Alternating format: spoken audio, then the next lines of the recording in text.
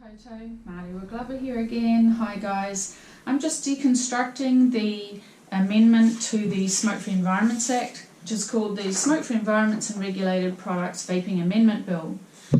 Proposes a radical change to New Zealand's Smokefree Environments Act.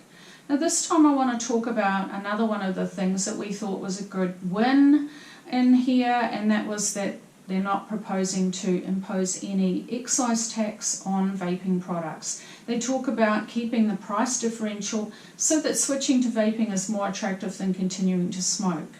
Unfortunately, within the amendment, the Director General will be establishing a costly system database of all of the manufacturers, importers, all the products, and all the retail shops. So basically a licensing system. They don't use that word in there.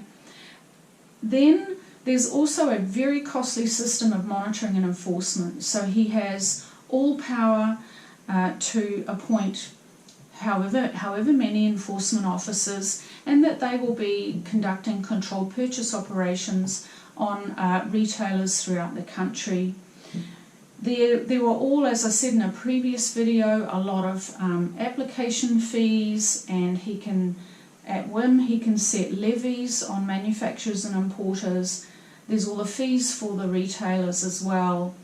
Now, all of these costs, especially of the enforcement, the monitoring, is a huge cost of compliance for manufacturers and importers. All of that cost is going to pass on to the consumers. So although there's no direct excise tax on vaping products, by stealth there are huge costs being imposed here on that chain, manufacturers, importers, the retailers, and that will be passed on to consumers ultimately.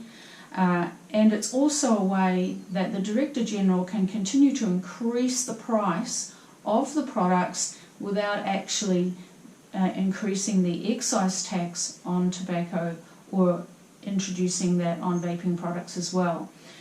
The system proposed here by stealth enables the Director General to slowly phase out, especially the smaller manufacturers and importers will go first, and smaller businesses. It basically protects the largest companies, which are the tobacco companies, and I particularly don't agree with that. If you have any questions, please email me and I'll attempt to answer them. I'm not a lawyer. I encourage you to seek legal advice on the implications for you of this radical amendment. Kia ora.